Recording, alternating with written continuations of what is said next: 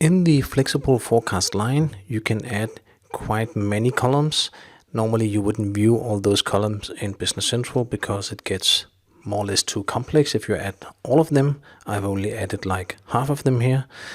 But you could use it if you want to extract those data to Excel, meaning calculate them in here and work with them in Excel. Or you can use them if you don't have too many columns.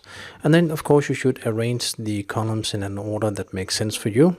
And this is my suggestion for default way of arranging it, with the start inventory, lowest inventory in the period, and end inventory in the period. Forecast quantity, which is the actual quantity you want to maintain.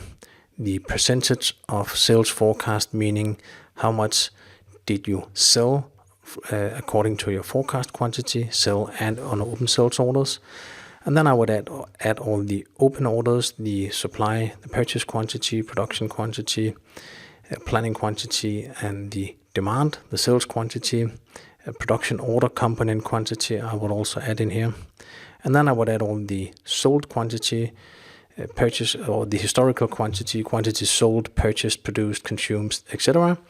And on the right hand side, if you work with creating sales orders and supply orders directly in here, I would add the quantity to sell column where you can create sales orders automatically, and the quantity to order column where you can add supply orders if you have the reverse planning app on top of the Flexible Forecast ad, and then it's also possible.